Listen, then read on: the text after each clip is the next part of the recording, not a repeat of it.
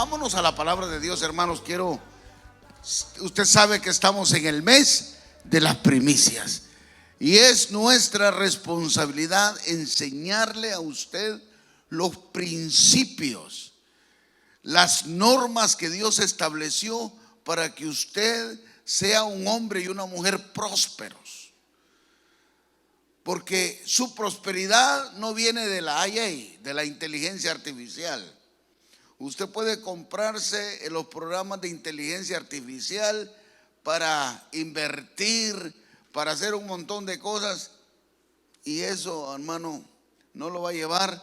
Lo va a llevar a ser un hombre tal vez, o una mujer tal vez con mucho dinero, pero miserable. Dios ha establecido los principios para que todo hombre y toda mujer, toda familia, seamos prósperos. Y esos principios están en la palabra de Dios.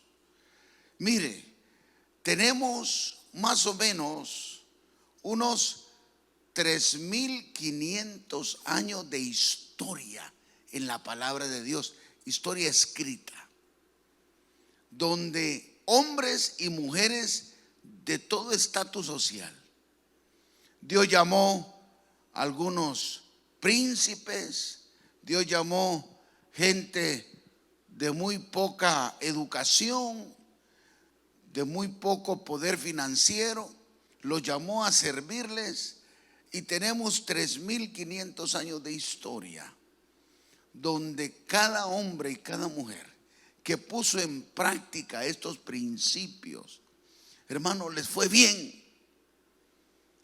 Yo le he dicho a usted muchas veces, nunca su trabajo lo va a llevar a ser un hombre próspero. Su trabajo le va a dar, lo va a sostener. Su trabajo le va a dar para pagar sus responsabilidades, sus biles. Su trabajo le va a dar para tener una vida normal.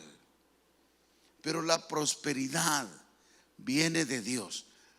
Usted se preguntará, bueno, ¿por qué mi trabajo no me puede llevar? Porque cada quien vive según lo que gana. Cada quien gasta según lo que gana. Si usted vivía con $30,000 al año, hace 10 años, hoy puede ganar 45, 50, 60 mil. Lo que ha cambiado en usted ha sido sus gastos. Ahora usted vive según lo que usted gana. Usted gasta según lo que usted gana. Entonces, ¿cómo usted puede ser próspero? ¿Jugando lotería? También es difícil, porque fíjese que la estadística dice, ¿verdad?, que de 10 que se ganan la lotería, 9 son los más miserables que hay. Lo pierden todo. Entonces, Dios estableció principios de prosperidad y mayordomía en la Escritura. ¿Y por qué el pueblo hispano? Y me voy a referir al pueblo hispano, hermano, porque la iglesia americana no tiene este problema. La iglesia americana es próspera. La mayor parte de las iglesias americanas que yo conozco y a los cuales visito son gente muy próspera económicamente. ¿Quiénes son los que andamos, los que no nos tomamos una soda para no botar la lata? Los hispanos. ¿Por qué? Porque venimos de una cultura de miseria. No me diga a mí, todos tenemos el mismo contexto cultural. Venimos de una cultura de miseria donde no nos enseñaron principios de mayordomía. A mí en mi casa no me lo enseñaron. Y estoy seguro que en su casa, en la gran mayoría, no les enseñaron. Por lo tanto, debemos aprender. La cultura oriental, prósperos. ¿Por qué son prósperos? Porque desde niños les están enseñando los padres lo que es, ¿verdad?, los principios de mayordomía. ¿Cómo podemos llegar a tener a ser de éxito, a ser bendecidos, a ser prósperos y a ser excelentes mayordomos de nuestras finanzas.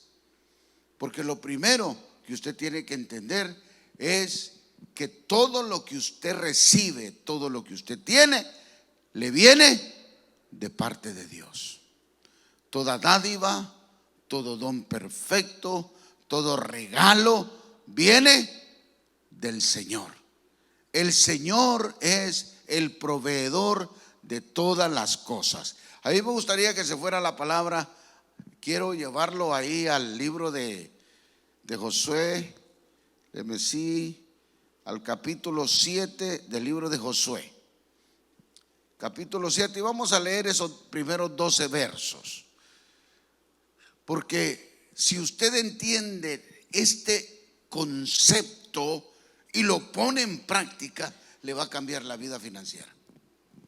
Porque Dios es el mismo de ayer, de hoy y por los siglos. Dios no cambia. En Él no hay sombra de variación. Dios es el mismo. Hay gente que, esos enemigos de la cruz, que andan diciendo, no, es que eso era del antiguo pacto, eso era de la ley.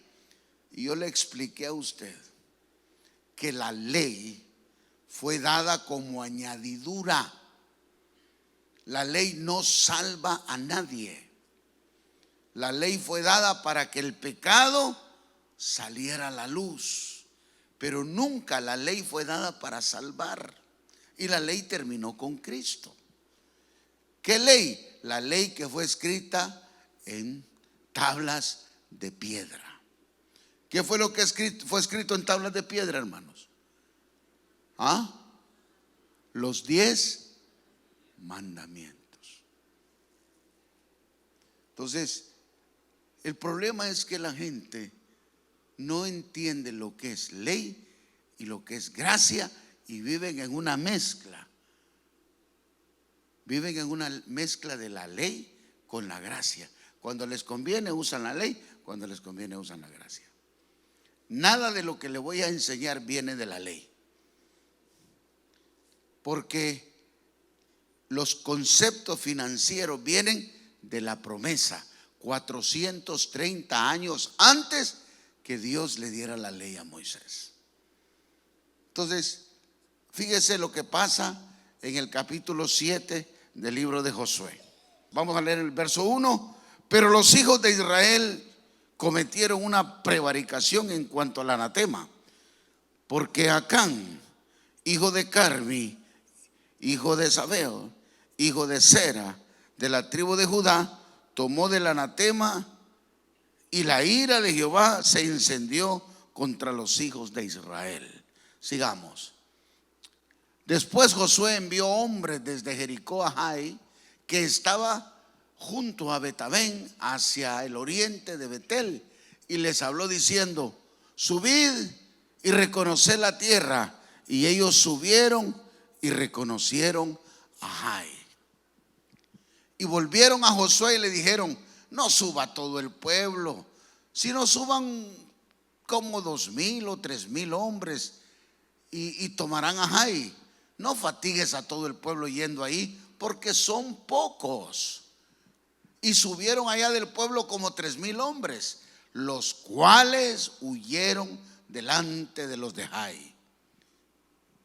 Y los de Jai mataron de ellos a unos 36 hombres, y los siguieron desde la puerta hasta Sebarín y los derrotaron en la bajada, por lo cual el corazón del pueblo desfalleció y vino a ser como agua.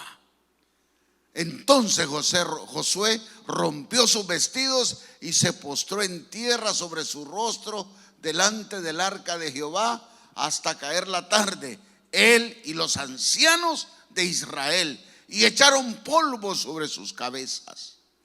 Y Josué dijo: Señor Jehová, ¿por qué hiciste pasar a este pueblo el Jordán para entregarnos en las manos de los amorreos, para que nos destruyan?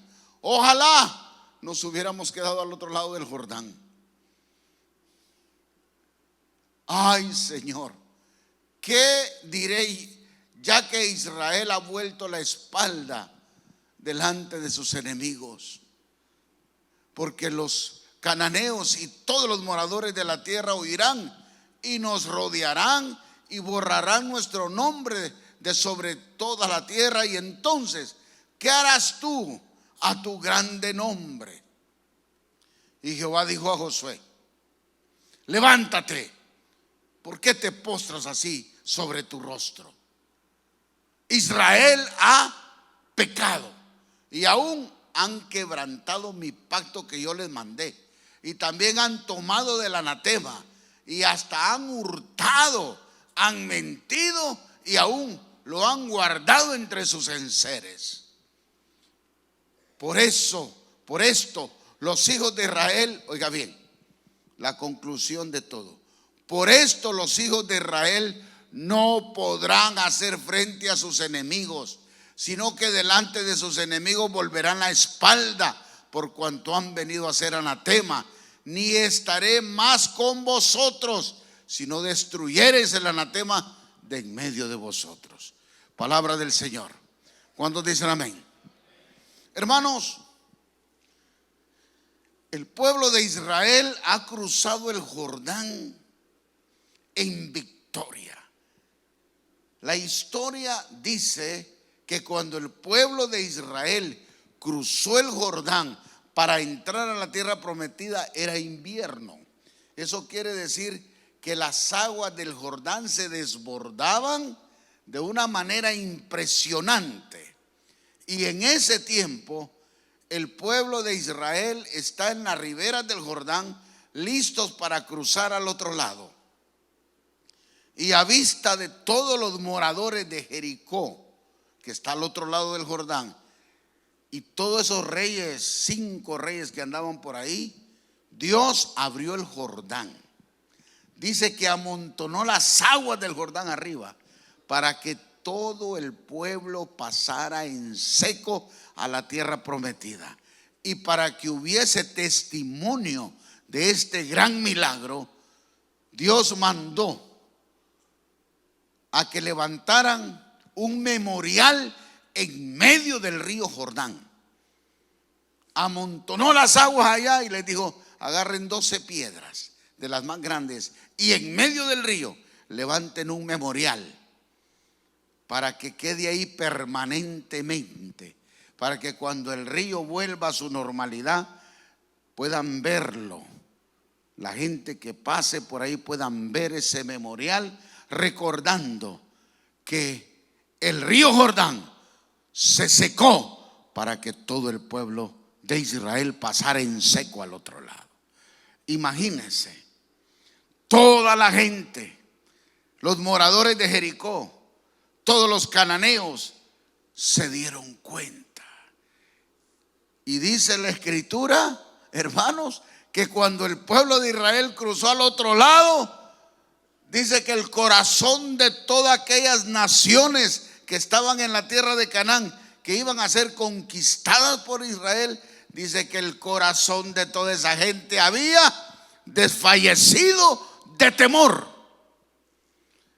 No de temor al pueblo, sino de temor al Dios de Israel, que podía y tenía el poder de secar un río en invierno. Óigame, yo no sé si usted ha visto un río crecido, oiga. Imagínense, lo secó, cruzaron. Ahora Dios le dice a Josué: vas a tomar la ciudad de Jericó.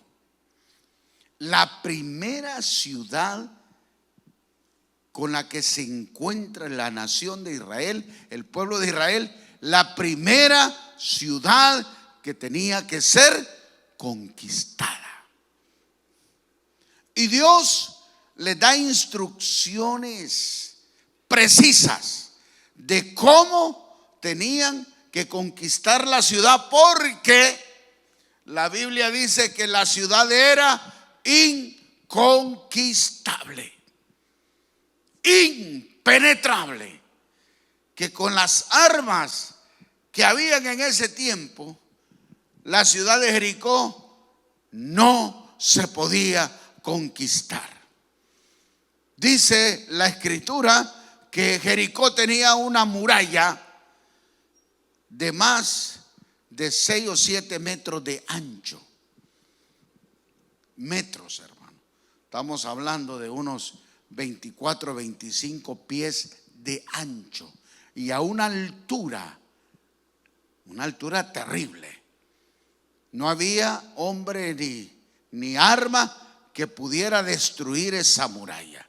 Y dice que de cierta altura de la muralla para arriba vivía gente entre la muralla. Y al final de la muralla habían 2 carriles donde caminaban los carros de guerra de Jericó. La ciudad era inconquistable. Y es el primer desafío que tiene la nación de Israel. Hermanos, lo que para el hombre es imposible, para Dios es posible. Usted nunca puede decir, nunca voy a llegar, nunca lo voy a lograr, porque usted tiene al Todopoderoso de su lado. Lo que para usted es imposible de alcanzar, para Dios es posible. No diga que no puede, no diga que no lo va a lograr, no diga que no lo va a alcanzar, porque si usted se lo ha propuesto, Dios está con usted. Y no va a ser como usted se imagina, no va a ser como usted lo planea, sino deje que Dios lo guíe. Dios le dijo a Josué: van a conquistar esa ciudad. Josué le dijo: pues con las flechas que tenemos y con las armas y las espadas es imposible.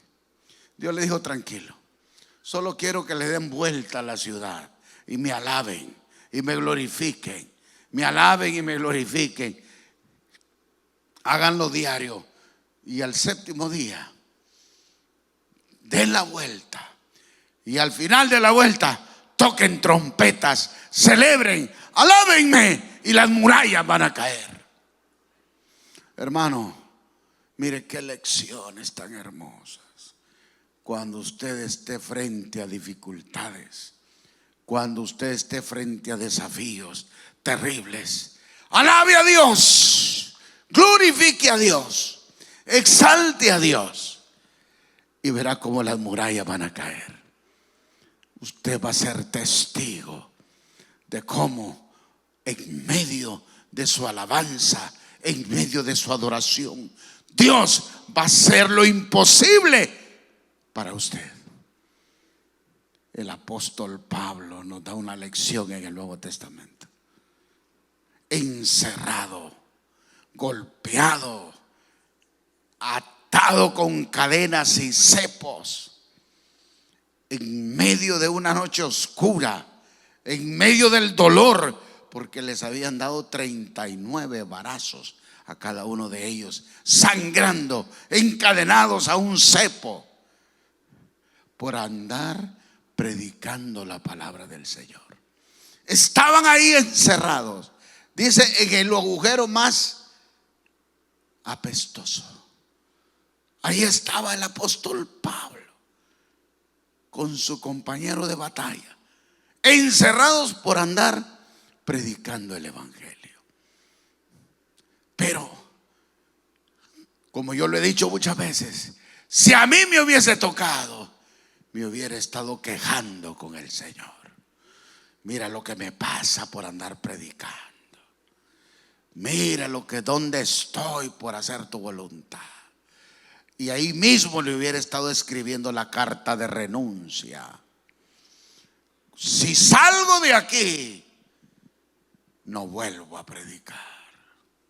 Si salgo de aquí, me voy a dedicar a mi profesión. Aunque sea tomate, voy a vender. Pero renuncio.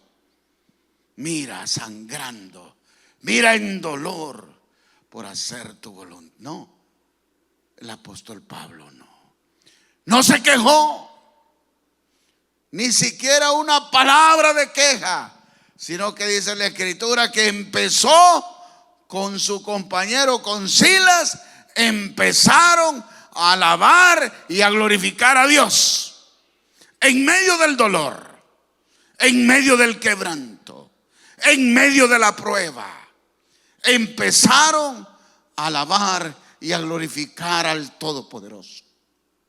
Y ocurrió un milagro en medio de la alabanza, en medio de la adoración. Dice la Escritura que vino un terremoto, un temblor, hermano, que rompió, abrió las puertas de la prisión, rompió las cadenas. Mira el poder de la alabanza y de la adoración. Se abrieron las puertas, se rompieron los cerrojos, cayeron las cadenas, que bien podían haber salido y escapado, pero no, se quedaron ahí. Y el gendarme, el encargado, el capitán encargado de la prisión, se iba a suicidar, porque según la ley romana, todo guardador de prisión que se le escapaba un hombre, se le iba, era condenado a muerte. Y el capitán de la guardia creyó que se le habían escapado los presos y se iba a suicidar. Y Pablo le dijo: no, tranquilo, no te mates, aquí estamos, no nos vamos a ir. Pablo tenía otro plan, pero recuerde, ¿quién no ha pasado? ¿Quién no está pasando? ¿O quién no va a pasar por circunstancias difíciles? ¿Qué hacer cuando todo parece, hermano, que no tiene solución?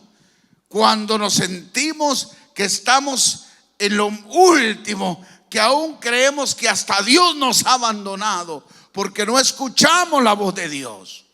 Parece que Dios se nos ha hecho a un lado. ¿Qué es lo que hay que hacer? Alabar y glorificar a Dios.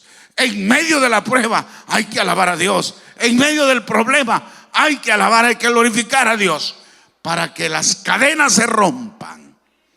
El pueblo de Israel estaba dándole vuelta a la ciudad de Jericó, y cuando terminaron de darle vuelta la séptima vez, tocaron trompeta, glorificaron a Dios, y las murallas cayeron, se hundieron. Solo quedó un pedacito de la muralla puesta. ¿Y sabe qué pedacito de la muralla no se cayó? Donde estaba una mujer con su familia y habían colgado un lazo de color grana, por causa de una promesa que Dios había hecho, que donde estaba ese cordón color grana, color rojo sangre, esa parte de esa muralla no se iba a caer. Dios dio instrucciones y le dijo al pueblo de Israel: nadie va a tocar los tesoros de esa ciudad, nadie. Si nos vamos al capítulo 6, verso 17, por favor, 18, 19, quiero que usted lea las instrucciones. Dios le dijo al pueblo: no vayan a tocar, no se vayan a contaminar tomando oro, plata, bronce, hierro. No quiero que tomen nada. Quiero que ese tesoro quede en el tesoro del templo, quede como tesoro. Ningún hombre puede contaminarse cuando conquisten Jericó, puede contaminarse robando, agarrando, porque eso es propiedad del tesoro de Dios. Instrucciones claras. Quiero que todo lo que tomen de Jericó lo traigan al tesoro de la casa de Dios. Nadie se puede contaminar agarrando oro, plata, bronce, hierro, nada, porque eso es propiedad de Dios.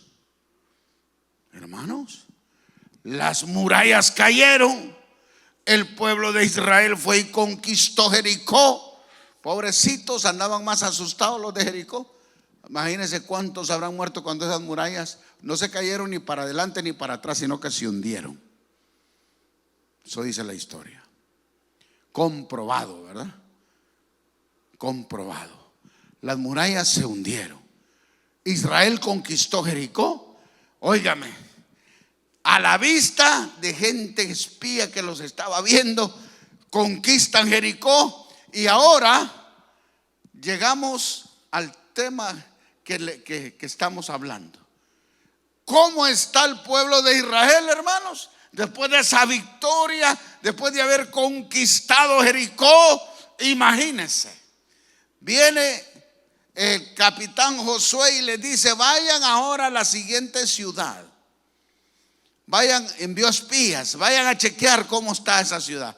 Y van los espías y dicen: no, hombre, no envíes al ejército. Envíate unos 2,000 hombres, 3,000. ¿Para qué vas a cansar al ejército? Son pocos y son débiles. No canses el ejército. Y vino Josué y envió 3,000 hombres a Jai para conquistar la segunda ciudad. Y usted y yo leímos en el capítulo 7 cómo los habitantes de Jai, el ejército de Jai, derrotó al pueblo de Israel y aún mató 36 guerreros de Israel. Los persiguieron. Y Josué cayó de rodillas en cilicio delante de la presencia del Señor, diciéndole: ¿por qué nos haces pasar esta vergüenza? Imagínense cómo tenían ellos su ego después de haber destruido Jericó. Ahora una ciudad pequeñita los hacía caer en vergüenza. Y le dice Josué a Dios: ahora, cuando los cananeos se den cuenta, van a borrar nuestro nombre de la memoria, nos van a barrer. ¿Y dónde quedará tu grande nombre? ¿Dónde quedará el nombre del Dios Todopoderoso que nos hizo pasar en seco el Jordán y nos entregó a Jericó? Y Dios, pero yo siento que Dios estaba enojado, hermano. Y le dice: ¿por qué te postras delante de tu... ¿Por qué caes postrado? Levántate. ¿No te das cuenta que Israel ha pecado? ¿Por qué perdieron? ¿Por qué no le pudieron hacer frente a un enemigo tan débil?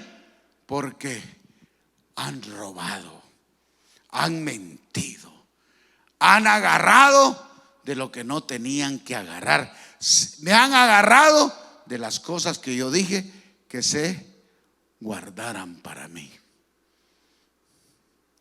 Hermanos, el tesoro de Jericó era la primer ciudad a conquistar de la tierra de Canaán.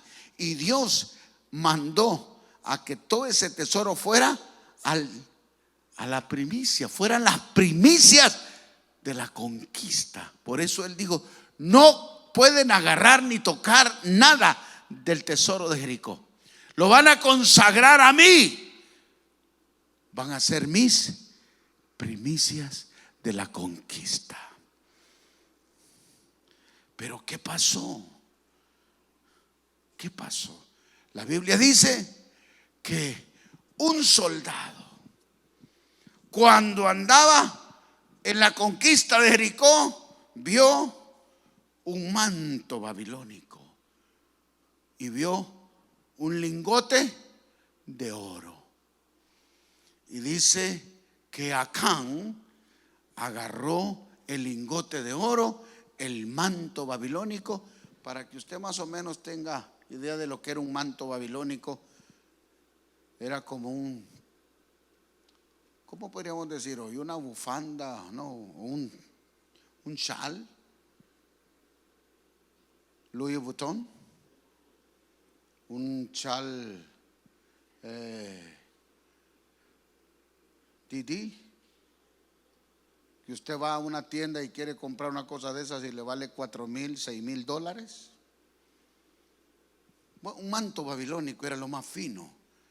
¿verdad?, que una mujer se podía poner sobre su ropa, lo más fino, y un lingote de oro. Y vino Acán, lo agarró, lo escondió, se lo llevó a su casa, abrió un hoyo en medio de su casa y enterró el manto babilónico y el lingote de oro. Cuando Josué está postrado delante de Dios, le dice: Israel ha robado, ha mentido. Por eso me gustaría que pusieras el verso 12, por favor, del capítulo 7. Es necesario que usted entienda por qué nosotros no ganamos batallas, por qué nosotros tenemos que huir cuando el enemigo viene. No tenemos, hermano, el valor moral para hacerle frente. Por esto los hijos de Israel no podrán hacer frente a sus enemigos, sino que delante de sus enemigos volverán la espalda. Cómo el diablo toma posesión de nuestros hogares, cómo el diablo se mete en nuestra casa, cómo el diablo se mete con nuestros hijos. ¿Por qué? Por cuanto han venido a ser anatema, maldición. Anatema es maldición.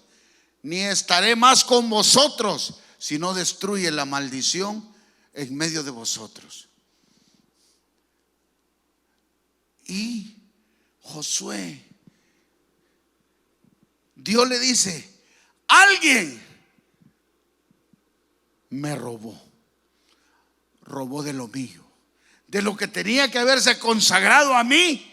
Alguien me robó. Así que investiga, le dijo Dios, quién fue y cómo fue, y haz conforme a lo que tenés que hacer. Y Josué empezó a investigar por tribus, por cabezas de tribus, y fue investigando hasta que llegó a la familia, al clan de Acán. Y dice que tiraron la suerte y cayó sobre Acán. Y Acán fue llamado delante de la presencia de Josué y le dijo: ¿qué es lo que has hecho? ¿Qué es lo que has hecho?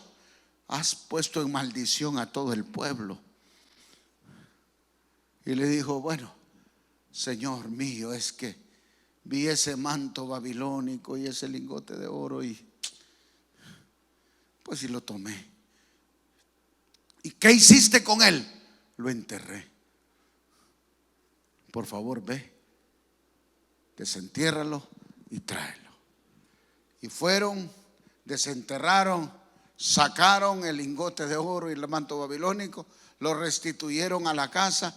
Pero, hermano, dice la escritura, ¿verdad? Y eso sí era ley, que Acán, su esposa, sus hijos, sus vacas, sus cabras, sus chivos, y todo fue quemado. Todos fueron quemados por haber, hermano, violentado el principio.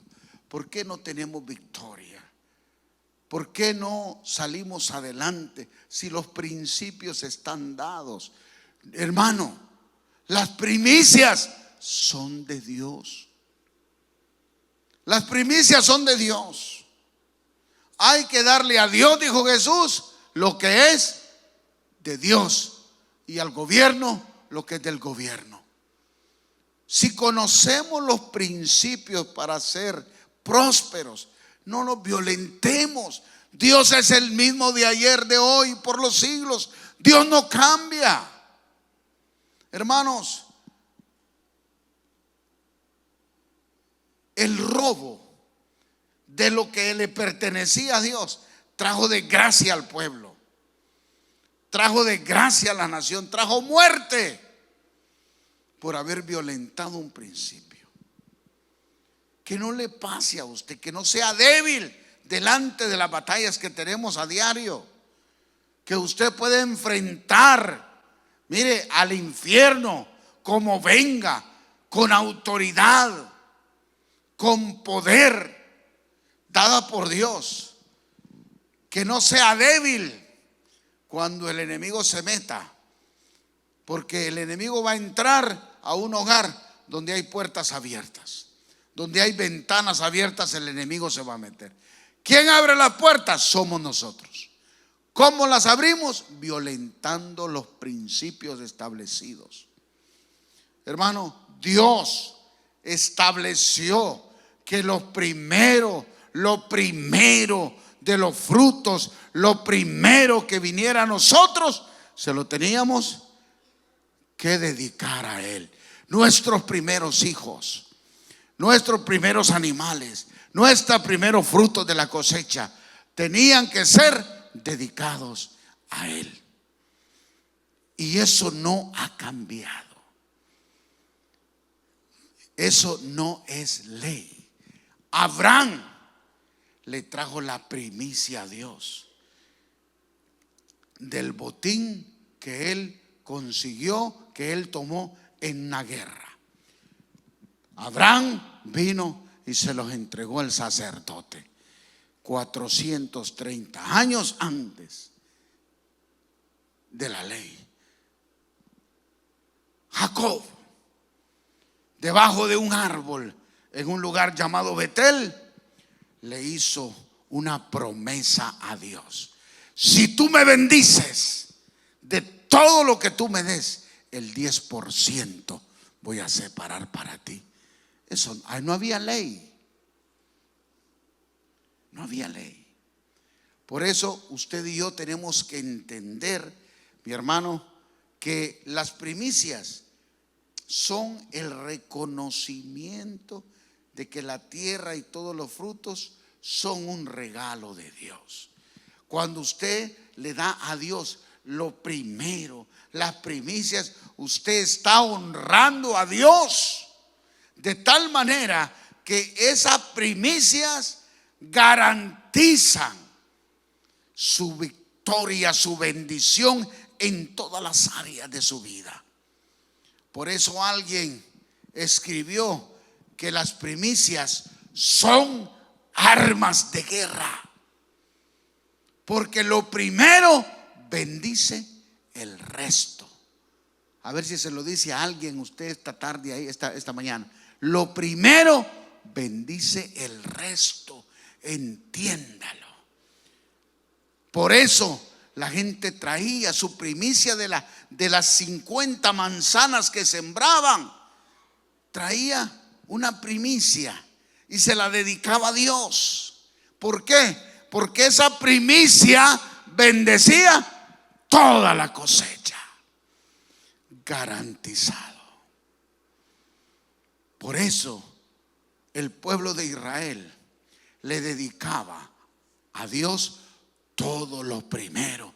Y nunca dice la Biblia que el pueblo de Israel pasó necesidad. ¿Sabe cuándo pasaron necesidad? Cuando dejaron de practicarlo.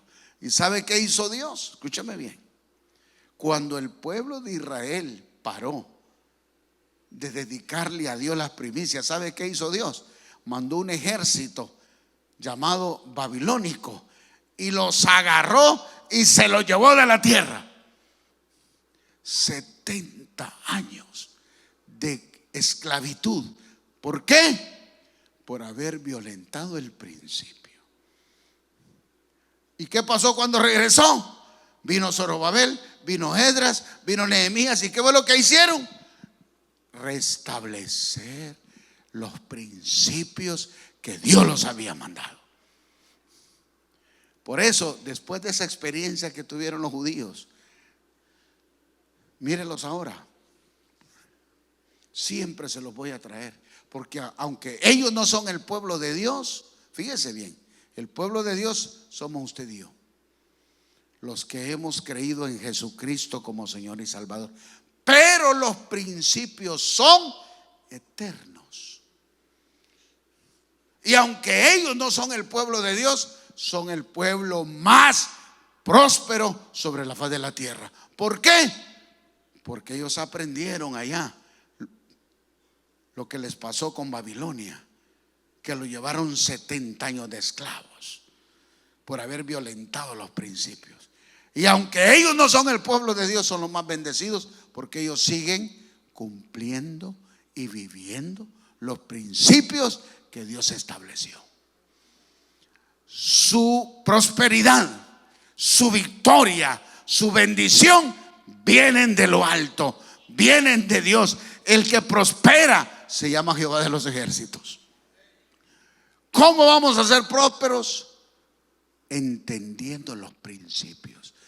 Todas las primicias, dijo Dios, traigan, honrenme con las primicias de todos sus frutos. Y entonces toda su casa, todos sus lagares, todas sus bodegas van a ser llenas. Esa es la promesa de Dios. Por eso, cuando estableció las primicias, inmediatamente estableció el diezmo. Tráigame las primicias y toda la cosecha iba a estar bendecida. Ahora digo, cada vez que ustedes cosechen, según lo que ustedes cosechen al mes o cada 2 semanas, lo que sea, cuando ustedes cosechen, entonces me traen el diezmo de lo que cosechen. Ya los bendije toda la cosecha. Ahora, cada vez que cosechen, me traen el diezmo. Usted verá que los dos principios están exactamente uno detrás del otro. ¿Para qué? Para garantizar que tu bendición no iba a escasear. Como le dijo el profeta a aquella mujer, nunca te va a faltar la harina, nunca te va a faltar el aceite en la casa, si entiendes los principios que Dios ha establecido para ser próspero. Deje de jugar lotería, hombre. Eso es demoníaco. No, que si me pego yo le voy a dar a Dios. Hermano, si con 500 pesos que ganas no le das a Dios, ¿tú crees que si te ganas 5 millones le vas a dar a la carrera salís? No, cuando yo tenga, si yo me pego yo le voy a dar a Dios. Mentira. El que es fiel, de 100 pesitos le da a Dios lo que es de Dios. De 200 le da a Dios lo que es de Dios. Por eso Dios lo va bendiciendo. Empieza con 100, después 200, después 300, 400, 500. Hermano, así Dios te va prosperando. Tú lo puedes ver cuando eres fiel. Sea fiel y usted va a ser un hombre próspero, bendecido, ultra, alfa, mega bendecido. Pero y que no falte alimento en la casa de Jehová. Hermano, sea fiel. Sea fiel con Dios. Dele a Dios las primicias. Separe de toda su cosecha del mes una primicia para Dios. El último mes de este año es el cierre de primicias. Ese día vamos a comer uvas, bananas, pan. Vamos a repartir aquí. Mire, aquí hay de todos los frutos de la tierra. Todo lo da el Señor. Todo proviene del Señor. Y el último domingo, que es 28 creo, la otra semana, vamos a celebrar el cierre de primicias y voy a orar por cada hombre y por cada mujer que ha dado sus primicias en tiempo, que ayunó. Amén. Que ha dado sus primicias en dones, que ha puesto, le ha puesto a Dios ¿verdad? Si usted sabe hacer algo, me imagino que usted le ha dicho a Dios, yo estoy dispuesto a hacer lo que me mandes a hacer. Y a todos los que hemos sido fieles con nuestras primicias de lo que Dios nos ha dado económicamente. Hermano, esto es para su bienestar y para mi bienestar. Y yo jamás me podría parar aquí a enseñarle algo que yo no practico y que yo no soy testigo del poder de Dios. Nosotros somos testigos del poder de Dios. Sabemos lo que es la prosperidad que viene de Dios. Amén. Le digo, vale la pena. Dios no cambia.